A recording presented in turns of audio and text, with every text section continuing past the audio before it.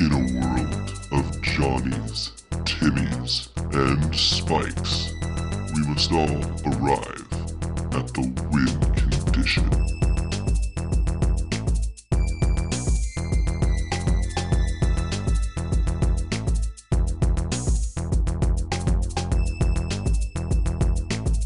Hello again, and welcome back to the Win Condition Podcast, your source for lore, news, and brews in the Magic the Gathering community. My name is Sean. I'm your host. I'm joined by my co-host, Greg. How's it going, Greg? Doing good today. Wonderful. Well, You might say I might be a part of the greater good. oh boy. Oh, man. And we will learn much more about greater good and plenty of other cards that you can order from Flipside Gaming at flipsidegaming.com, where any order you make over $10, use that promo code WINCONDITION in all caps to save yourself 10% off your purchase. And orders over $100, you get that free shipping. And all of this will help contribute to future show giveaways. Oh, man. Greg, I finally did it. I tackled my pool. It is 100% in my control. It is in my clutches. I have cast my legendary Would you enchantment. say you just like jumped into it with that tackle? I kind of no. You know what? I kind of snuck in through the side, actually through the bottom. Did you skulk into it? There you go. I skulked into my pool's filtration system, fixed it 100%, and that thing is so blue. Oh my gosh, I'm so happy. The homeowner in me is jumping for joy right now. All part of being a grown man, father, homeowner, Magic player, all this good stuff. But anyway, we could talk more about that later. But Greg, we have finally come to the end of our Dominaria story, the last chapter. Oh man, I'm glad we weren't ending the podcast. No, not yet at least. We still have some time left, but why don't we jump into Lore Corner?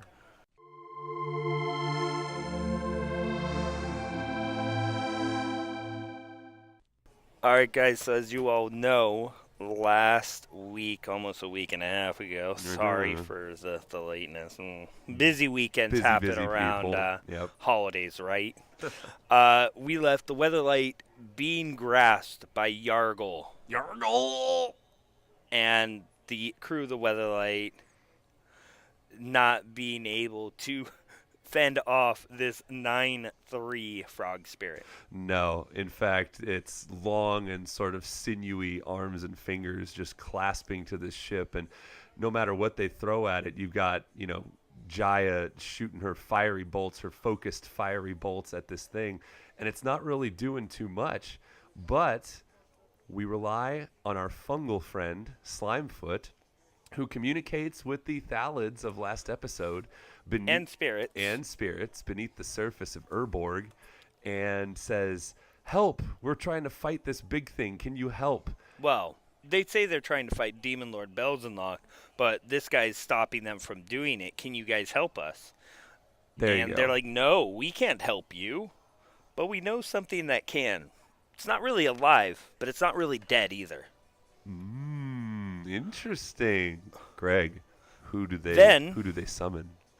I don't know yet. We cut away back to the Cabal pit at this point, where Gideon's beating the crap out of all these clerics and captives, and they kind of build up this suspense with the Weatherlight. And all while this is happening, there's Chandra is in the stands watching this go on, kind of trying not to be forced into the pit as other clerics are forcing other clerics into the pit, but she puts some people into the pit. And then Gideon fighting knows that he cannot use his Aegis shield power lest he give himself and Chandra away. So continue.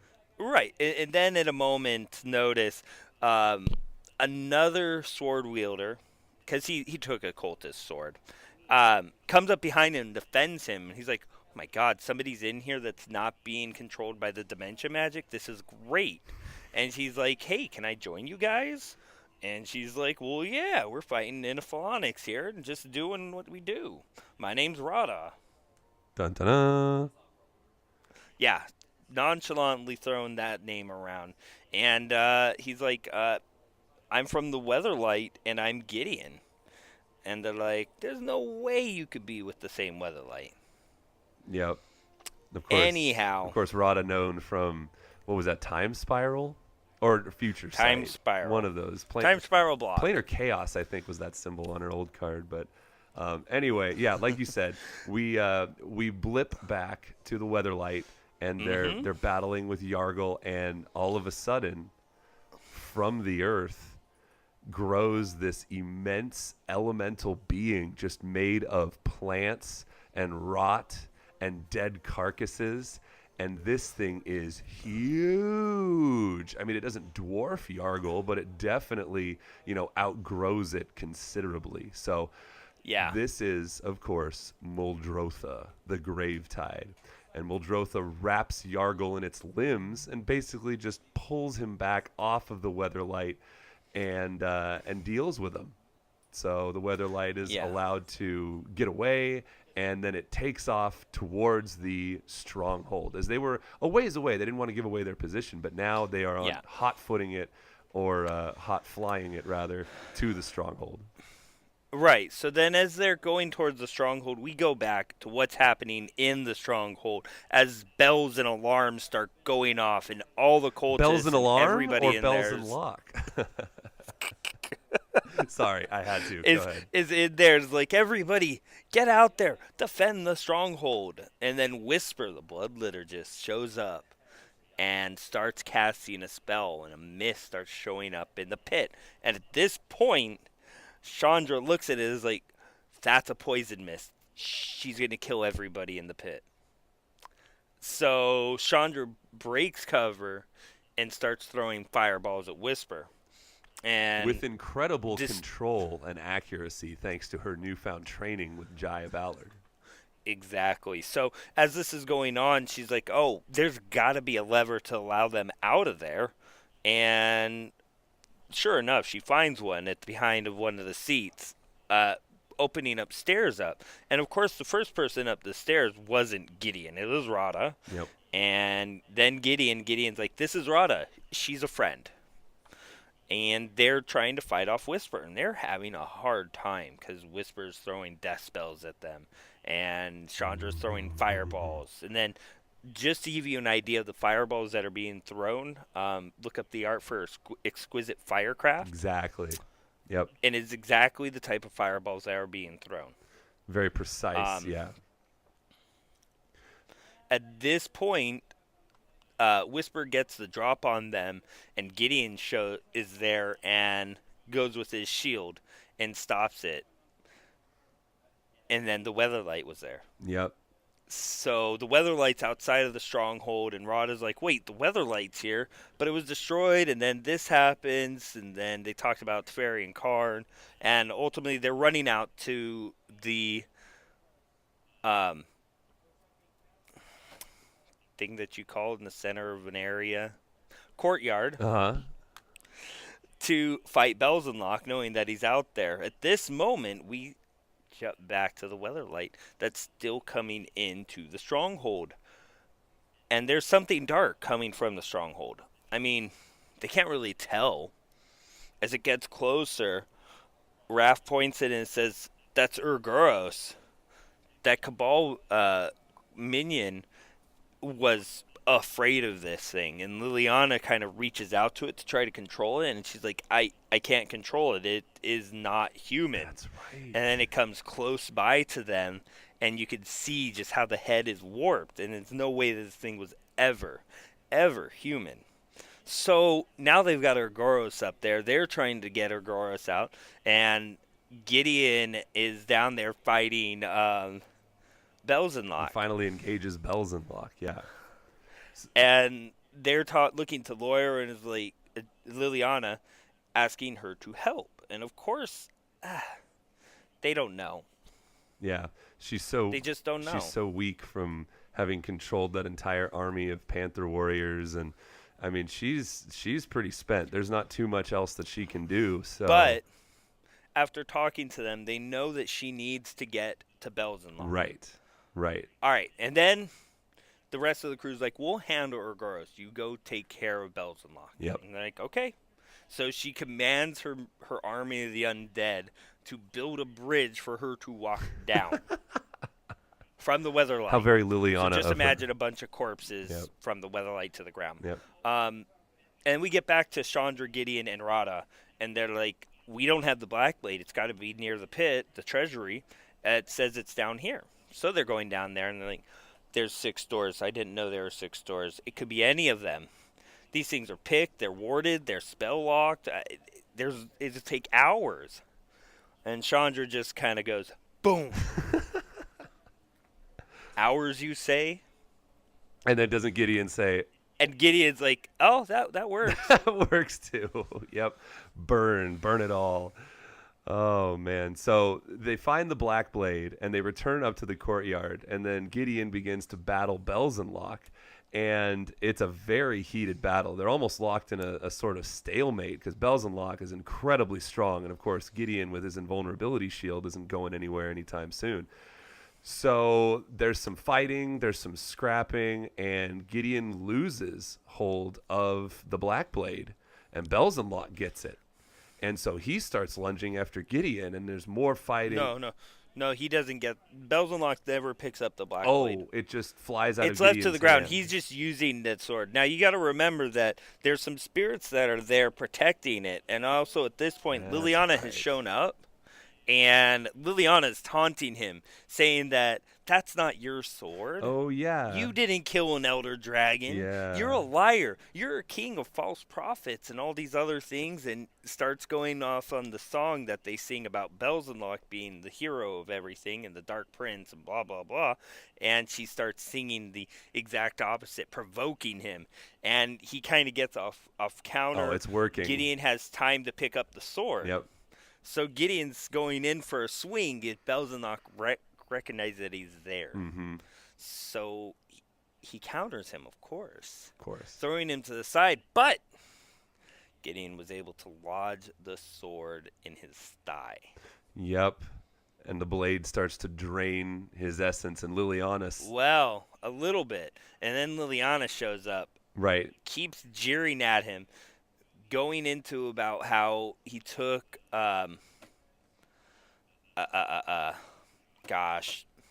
Josu and everything, grabs the Black Blade's hilt and just Rams it. uses her ever power and just shoves it into him, Yep. killing him, draining her a little bit, draining him completely. And at that moment, he's dead. Yep. Belzenlock has been vanquished.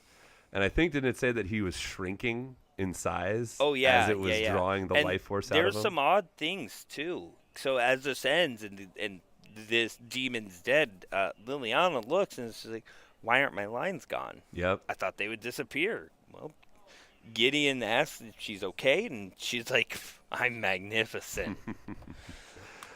So with Belzenlock vanquished, they decide to continue about their mission, which involves going to meet Jace on Ravnica. So we have... Well, not before they get Teferi to take the Oath of the Gatewatch. That is true. As you saw in the Oath of Teferi card from Dominaria, he is now a member of the Avengers. I mean, the Gatewatch. Sorry. Of course, they asked Jaya and Karn to join up, but Jaya's like, I'm not a joiner. Yeah, Jay is like, I'm not doing in. this. And Karn's like, I've got other things I need to take care of before I can get to this. There you go. Yeah. So now, one by one, the Planeswalkers start to walk away. Gideon walks away. Chandra walks away.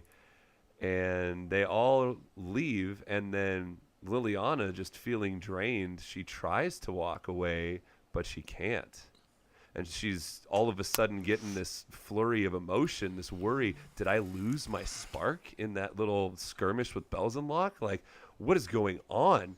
And then a dark shadow starts to form, and in walks the other Big Daddy himself, Nicol Bolas. And, of course, everyone else is gone, so it's just her and Nicol Bolas. And he explains to her, You thought you could get out of the contract by just killing your 4 demons. Well, your contract is now in default, and the one who drafted this contract, yours truly, now owns you. And Liliana just feels incredibly defeated, and she's thinking to herself, what if I fight back? And it's as if Nicol Bolas plucked that thought right out of her head and said, if you decide to fight me, I will engage your aging process, and you will wither away and die immediately. And Liliana considers this for a moment, not having to be a pawn in this anymore, but the thought of maybe, just maybe, there's a way. There's got to be a way out of this. She just sucks it up and says, all right, tell me what I got to do. And they then planeswalk away together. And then, Greg, we join our heroes on Ravnica. And so we get back to Ravnica where Jason, Ajani are, and as Teferi, Jaya, Card, and Gideon all show up, Gideon's like, where's Liliana? I'm like, well, she should have been right behind us. Well, Jace is there now, and Jace is like, don't worry about her. She was just using you to kill the demons. There's no chance of her having any other reason. She's left. She's gone. Stop worrying about it. And Gideon's like, no, she's changed. She's a different person. And Jace is like, nah, I totally doubt that. She's never changed, even from the time I've been around her. She's always used me. Salty. Well, I still don't believe that she left us. So Gideon decides, well, I'm going to walk back and check. The rest of the guys start talking and conversing with Jason and Johnny. He planeswalks back to the courtyard. I mean, everything's the same. They were just there, except there's no Liliana. Yep. So he looks for the Aether Trails and sees that she did planeswalk away. Yep. But not to Ravnica. But he can't tell where. Yep. Also, he doesn't see Nicol Bolas' Aether Trail. Right. Interesting enough, right? Oh, yeah. Well, he must have known full well to disguise it however he can. And he's Must have. He's Nicol freaking Bolas. He can do whatever he wants. So. Almost. Yeah. Almost. And then at that moment, he's like, maybe she did. So he takes the Black Blade and goes back to Ravnica. Yes, that's right. You heard me correct. Gideon still has the Black Blade. Yep. And that is the end of the Dominaria storyline. So let's take a moment here, Greg. I know we brought our listeners here through the Ixalan story, and now we're here in Dominaria. Well, wait one moment. I got to add one thing. There was a bit of extra information in there that we hadn't gone over. Sure. And there was a conversation between Tiana and Joyra after the fight is done. Yeah. Joyra talks to Tiana, is like, well, I guess I've got to give you the Power Stone of Sarah's realm so you can take that back to the Church of Sarah. Mm-hmm. And Tiana's like, why? The Cabal may have been rooted here, but it doesn't mean that they're rooted elsewhere. This could take years to take care of. And Joyra looks at her and says, you're right. It could take years. And it's just kind of this funny thing where they're using this other event, essentially, to be able to use these still. Now, there's still thought of the fact that the Weatherlight may still planeswalk. This is true. This is very true. Yeah. So you were continuing. We've been through Ixalan. We've been through Dominaria. Right. I just wanted to get your take on your thoughts on the story of Dominaria. I mean, we had 12 chapters, which is a huge amount back to back to back. But, what was your take? How do you feel the storyline of Dominaria went? I was actually quite excited about it. It was an enjoyable story. It took a lot of turns that I didn't expect to happen. And for being such a legendary set, they really did get into a lot of the cards and the legendaries in the set. Sure, we didn't see the Thran Temporal Gateway or Traxos, but it still came across, and that was really cool. I totally agree. I think that it was a great mix of the nostalgia factor. I mean, you had the introduction of all these historical greats throughout Magic's history, coupled. Don't forget about the places. No, the places, absolutely. I mean, we got to go back to the Tolarian Academy. Plus, we got introduced to a whole bunch of new characters, all of whom I am big fans of, especially like Raph Capuchin. But I mean, with that loser, it's great. I mean, there was a little bit of speculation, obviously, on the whole, is Jace still Mr. Emo? But that's a small sliver in the greater portion of the story, and I am just so satisfied about this whole Dominaria set. The storyline was great. You got to include Slimefoot and Yargle. Yeah, I think it's great, and I cannot wait to see what plans Nicol Bolas has for Liliana. So, well, of course, the plans that Nicol Bolas has for Liliana is that of harnessing the chainmail and using her against the Gatewatch. I mean, what other thing is that going to be doing to them other than messing up Gideon forever? Well, yeah, but she still has no idea about the planar bridge, or she might know about the planar bridge, but she doesn't know about the immortal sun locking planeswalkers away. And so we'll see what happens. It's definitely going to be a rip-roaring time here in New. Whoa. She does know about the immortal sun. Even though Jace was dismissive about her, he talked about it. Yeah, briefly. Yeah, no, you're right. She might have heard that in passing, but and then of course we have the 2 known Ravnican sets plus the third. Greg, let's unknown name. Let's take a little moment here and just speculate on what the theme of that set will be, and maybe even like a name of it. Like, I'll just come out here and say, if Nicol Bolas' plan comes to fruition, which it seems to be doing quite nicely, I think that we're going to see him Well, it's going to be called Alcatraz. Alcatraz. This just in. Nicol Bolas takes the Gatewatch to San Francisco, the last place they want to be. And they get trapped because they're enjoying themselves so much. So, no.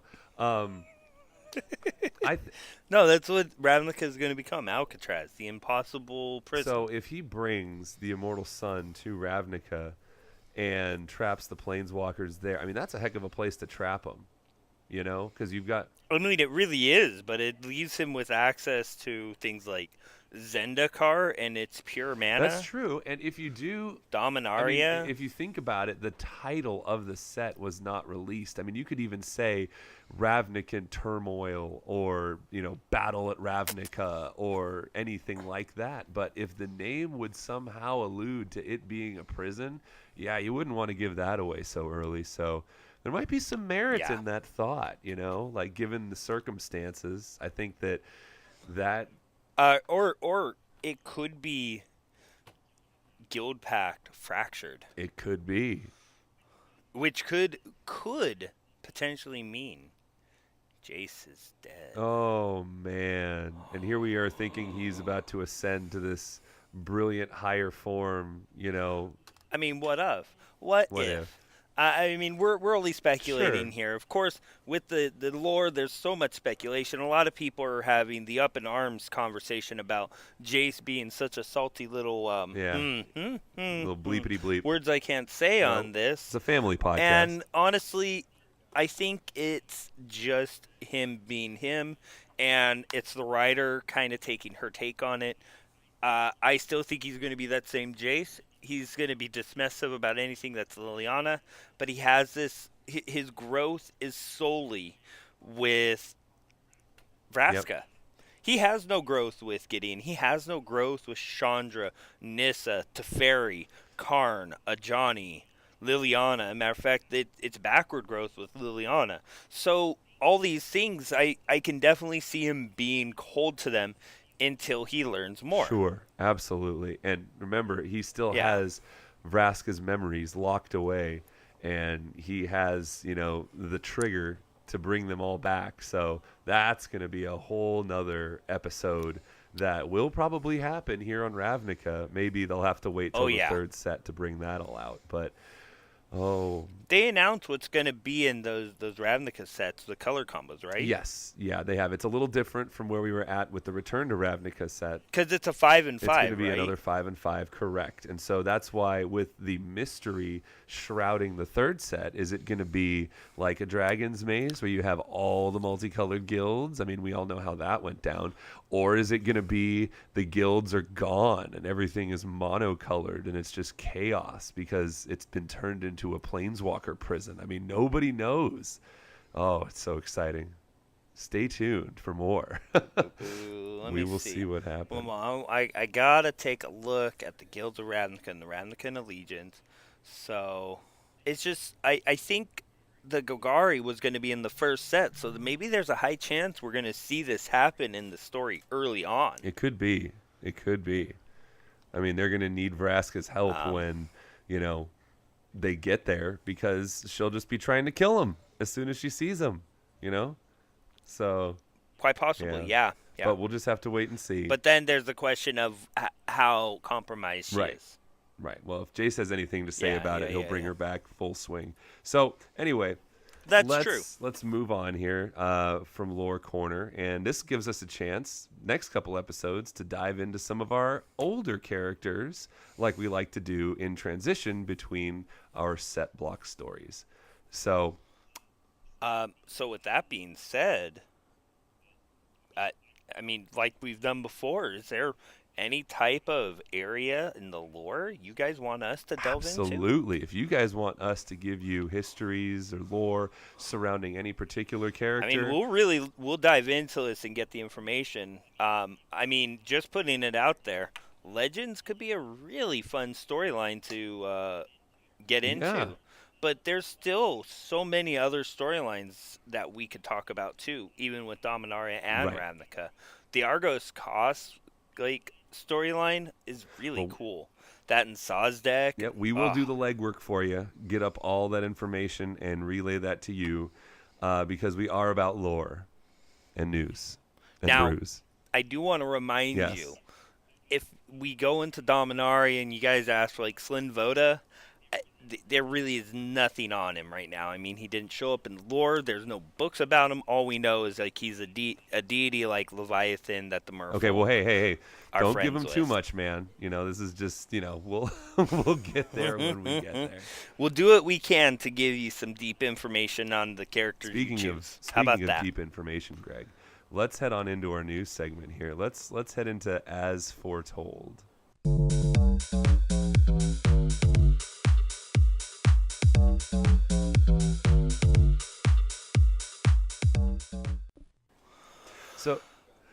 So this last week, we are recording on a Monday here, so a little bit later than usual. But last week we got an announcement that MTG Arena is very soon going to be allowing you to play best 2 out of 3 games and have a 15-card sideboard. Greg, what does this mean for people who are playing on MTG Arena? Well, it means that you don't just die out to Red Deck wins. That's for sure. Absolutely. Because apparently there's a bunch of people that are on Arena that are just buying the tickets for the Red Deck wins deck, since there's nothing from Kaladesh currently there, and Kaladesh is what deals with the Red Deck win deck. Red Deck wins so much better. I mean, Glorybringers kind of break the bank in this format right now, so there's not much you can do. Well, doesn't this also open up the door to cheap removal and answers for decks that, because like you were saying before, with the one game you had to kind of gear up to play anybody, and that's pretty impossible. So Correct. What you can do, it's hard. It's challenging. I mean, I've played a bunch of it. That's why I prefer. There to you play go. the Yeah. draft. So in this mode now, with the introduction of sideboarding, you'll be able to play your deck, but then pack your silver bullets in your sideboard to be able to handle that blue-white control deck or that red deck wins. It brings, because when you had the matchmaking issues where you're playing the top tier deck and you're just starting out, there really was no hope for you to win a match. Given the quality of cards. But now you can actually prepare yourself for that, and it gives you a much better chance. Now, of course, it does that for the higher tier decks as well, but it just seems like a little bit more fair and even playing field. I think this is going to be a huge jump forward in the scene of MTG Arena, and it's going to make a lot more people want to engage in playing this new format. That's for sure. So, all right, well, looking forward to that. Still looking forward to when they say that MTG Arena will be available on Mac so that I can jump on board. But Yeah, sorry, that laptop just can't handle That's Arena okay. yet. It handles the podcasting, which is what really matters right now. Well, that works. Yeah. All right. So second on the docket, and very, very interesting and important here, is Pro Tour Dominaria. Pro Tour Dominaria happened this last weekend, and if you were fortunate enough to watch any of it, it was made up of a couple different formats. You had booster draft and standard play, then more booster draft and more standard play, and then the top 8 was finished out with just standard. So for those of you who might be unfamiliar with how a Pro Tour works, the total record of all formats put together will govern your standings and whether or not you progress to the next day. So if you just knock the booster draft out of the park and you go 3-0, and then you kind of slump out on the standard and you go 0-3, well, or maybe it's more than that, I don't know. But the bottom line is, I thought it was 4 rounds. Okay. So it's like 8 rounds. You pretty for much everything. better be killing it at booster draft and at standard, which therein brings back what we were talking about with MTG Arena doing these draft leagues. That is very, very different than what you see at the Pro Tour level, where everyone knows what's being passed around the table, which is kind of how Magic was meant to be played. Now, obviously, it's not a convenience factor because they're all in the same room at the same table. But when you can take things into account like signals and knowing that you're going to hate draft and it's actually going to matter, that plays a huge part in drafting the highest levels of competitive Magic. So real quick, I just wanted to go over the metagame breakdown, just some highlights, and I'll go over most of the unique ones. The highest portion that we had at 14+% of the field was red-black aggro. I mean, we kind of knew that going in here. It was one of the most popular decks. But then you had various flavors of red, both mid-range and aggro. You had Steel Leaf Stompy, which is a green aggressive deck. You had some black-green Constrictor, white-black Benalia, white-blue Teferi. Here's one of my favorites, Esper Control, which we'll talk about later. Interesting. The new boy to the group, blue-green Karn. Yep, blue-green Karn. You have blue-black mid-range, mono-black Control. A couple more Esper decks, and then there's a white-blue approach to make up the very end. So, interesting forms of red-black decks, white-blue decks, green and blue. So it's actually a pretty healthy mixture here. Very, very cool. But Greg, what did the top 8 look like, and what took it all down? Well, top 8 was kind of interesting. We'll start from the bottom with Black Red mid-range. There was an Esper Control deck, which you were in love with. Then Black Red aggro, a Mono Red aggro, 3 more Black Red aggros, and then the winner of it all, Mono Red aggro. Wow. So a lot of red, not a lot of green up there. Just outside of top 8, there was green, the white-black Benalia deck, which is a tokens deck, and then another Esper Control. And then outside of that, black-green Constrictor. But ultimately, black-red aggro being the dominant force here in these games. Now, do I think that's the deck you need to go out and play? Oh, gosh, no. It only took up 14% of the field. When that's a very small piece of the pie. Yeah, and I made an outlandish statement, my bold statement on Twitter, I think it was on Friday, that I felt like Mox Amber would make a showing and someone would find a way to break it and its price would shoot back up north of $20. Well, Greg, that didn't happen. So I get to eat. No, that did not happen. Matter of fact, Goblin Chain Whirler was the card Oh that yeah, shot and you up. can see I was actually perusing around Twitter, if you will, and there was a lot of people talking about how bad Chain Whirler is for the format, and how it is just such a powerful card, and it just eliminates the ability to play a lot of one toughness creatures like Glint Sleeve Siphoner. Or even Llanowar Elves. It just makes it really hard knowing that on turn 3 they could all get swept away by a 3-drop creature with First Strike. It's just, it's so powerful. But yeah, it's a Chain Whirler's world, and now it's just find the best Chain Whirler deck, at least for this Pro Tour. I think white-blue control is still very, very powerful.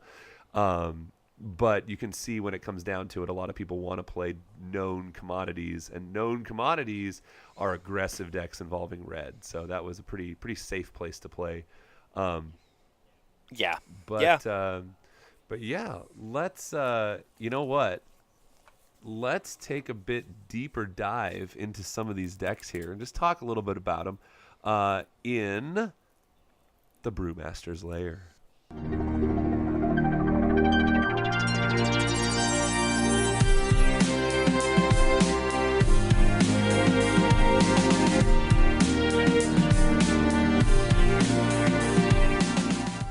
Can I get a top off then? Oh, we could top you off. We could even get you a free refill, buddy. So with some new decks, everybody's playing things, right? Everyone's playing things. There was cardboard hitting the table in full force. It's covered in plastic, but sure. Sure. Well, I am going to go ahead and jump in here. I was just super excited to see this Esper control deck. Unfortunately, it did lose out pretty quickly in the first round of top 8, but we've had a white-blue control deck that's been very, very prevalent in Standard. But in this Esper control deck, it is taking the best parts of all these colors and mashing them together into an insanely powerful deck.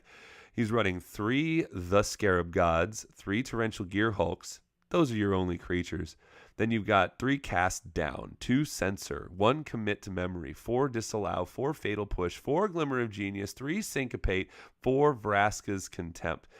Then you're running 1 Arguel's Bloodfast and 2 Teferi, Hero of Dominaria. Oh, hey, look, 4 Glint Sleeve Siphoners in the sideboard, plus some more counter magic, some more kill, some more 3 Duress, 1 Cast Down, Essence Scatter, 4 Negate. This deck is just everything that I've wanted. It threw the Scarab God into a white-blue control deck and then got to add things like Vraska's Contempt and Fatal Push. And I think and Arguel's Bloodfast, that's just card draw heaven right there. But in a world of mono black and red black aggro, cards like Censor and Fatal Push and Cast Down are just so incredibly powerful. Yeah. Other cards like Vraska's Contempt and bigger, beefier spells would definitely be akin to playing other control decks, as Vraska's Contempt does handle Planeswalkers. And the fact that this is running Torrential Gear Hulk means you can double up on your on all your instant spells, save Syncopate, which is an X counter spell. Very powerful, but you can't really run Torrential Gear Hulk with it. I love this deck. I definitely think I might want to build it.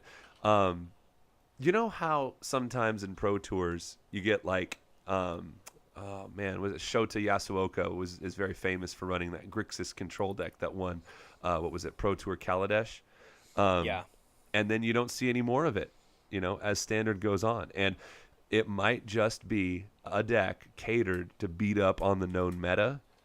And then if you show up to any other tournaments, it's not going to perform as well as it did at the Pro Tour. So maybe it's one of those decks, but just being able to run the Scarab God alongside Teferi, Hero of Dominaria, makes me so excited.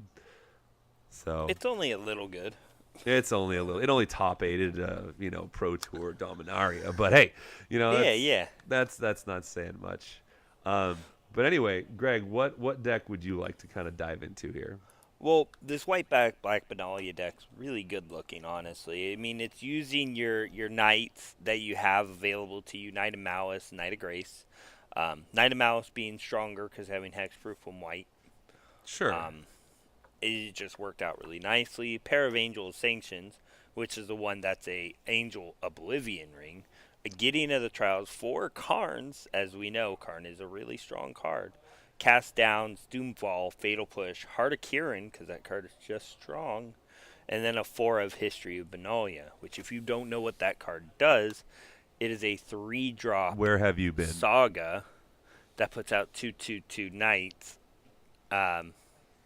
And then they get +2/+1. Right.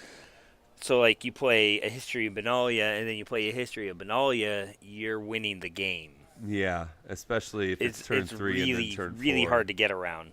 Oh, especially since they're tokens, and you're getting 2 from each of those. Most people just don't run enough removal. Yep. Yep, absolutely. So this is just a really cute deck taking advantage of good plays. And the prevalence of Heart of Kirin in this format almost calls into question the effectiveness of Cast Down, because that one there's a lot of legendary creatures floating around this format, and looking at that card in your hand as your supposed removal spell, and you're staring in the face of a whole bunch of legendary creatures, it can be a dead card at times. So that's probably why you're not running 4 ofs main deck. But obviously in other That's why formats, Fatal Push is so much stronger, because when you crew up that Heart of Kirin, it is still a 2-drop. you could just push that Heart of Kirin off the cliff and just watch it fall. Pretty much. Yeah, but in other formats like Modern and stuff, that Cast Down is definitely going to shine. Killing lots of Tarmogoyfs and Dark Confidants and all kinds of fun stuff. Snapcasters. Snapcasters, sure. 3/2, Flying Dude. Arcbound Ravagers that are all suited up. No, the flyer thing. There's a deck around it. I can't remember the name of the card. Insectile. Oh, Delver Observer. Secrets, the Insectile Thank Aberration. you. Yeah. So, all right, and then the Delver. last deck I wanted to talk about here was this blue-green Karn deck. Yeah.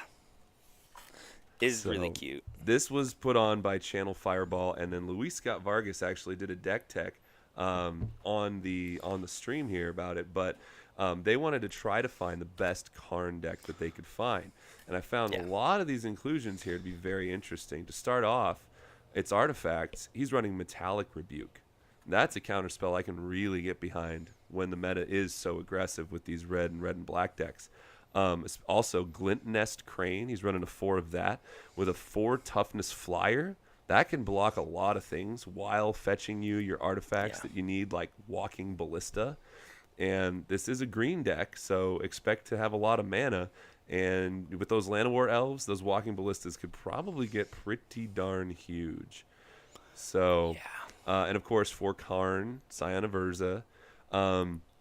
But it was very interesting. Also, Implement of Ferocity, along with the 4 Scrap Trawlers, will allow for a lot of artifact recursion, putting a lot of 1/1 counters on creatures.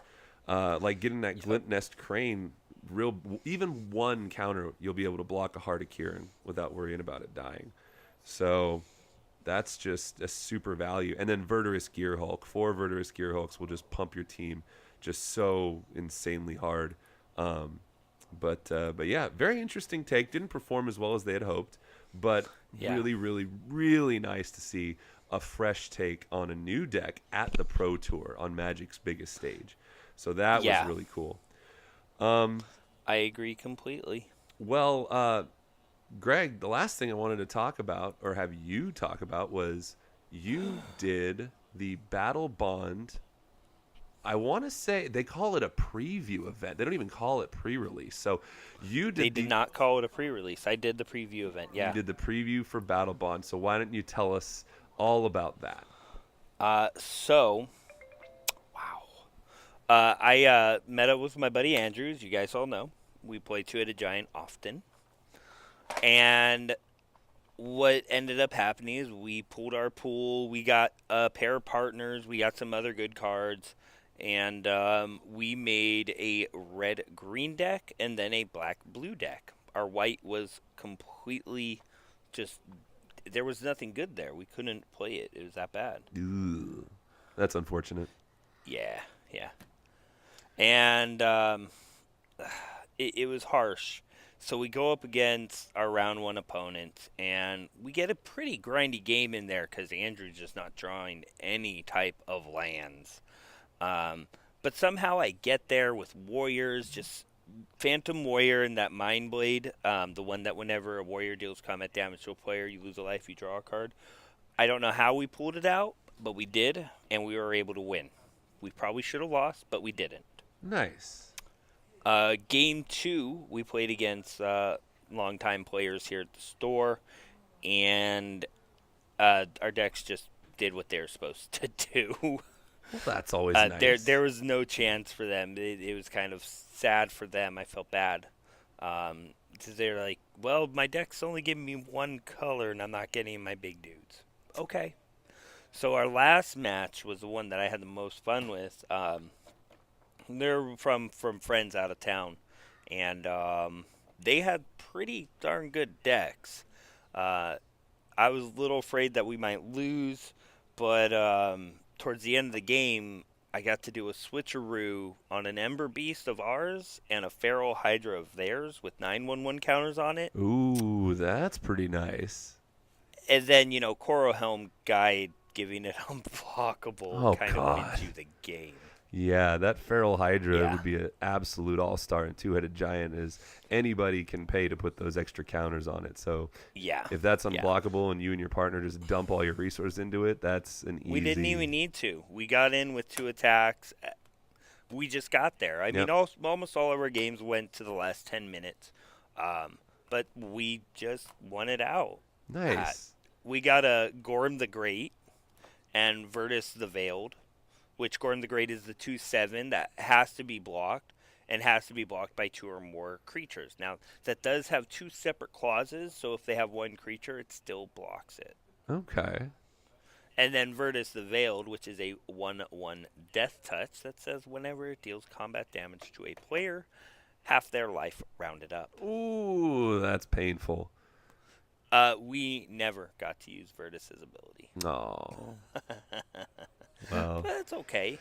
Yeah, so it sounds like a lot of fun. I mean, Two-Headed Giant is definitely a very entertaining format, and to have a set just based around it. Well, one of the most interesting things about it, too, is the Two-Headed Giant, you got 6 packs between both you and your partner. So that is 3 packs each. Oh, that's awesome. So it's you don't get your normal 12, so your power level is very high. It's really hard to make cuts, honestly. Yeah. But you just kind of get there and you make it work. Nice. And color fixing's interesting because if you're running color fixing, you have to be has to be playing green. Yeah.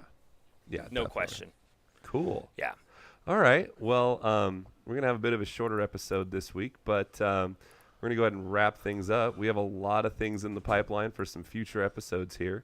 We do. But, go ahead and, Greg, why don't you tell them where they can find you? Before you can find me anywhere, you got to remember that we are sponsored by Flipside Gaming. Oh, yes. And that way, you could go there, you could buy your product, you could buy your Battlebond boxes, you can get your singles, you can get your information about anything in the TCG world, and you put in our code and you get that extra 10%, and that goes towards future show giveaways. That code, of and course. Remember that code is go ahead. The win condition in all caps. So nice job, Greg. Well done. So you can find me on Twitter at noobslasher NOOBSLASHER 2003. And you can find me on Twitter at MTG_Sean. The show is at The Win Condition. You can check us out on Instagram at The Win Condition MTG. Hit us up on email, thewinconditionpodcast@gmail.com. And check us out on YouTube. There's a link down in the show notes. So, all that being said, Greg, thanks again. Of course. And thank you. We will talk to y'all next week. All right. Well, you mean later this week. Later this week. There you go. Thank you.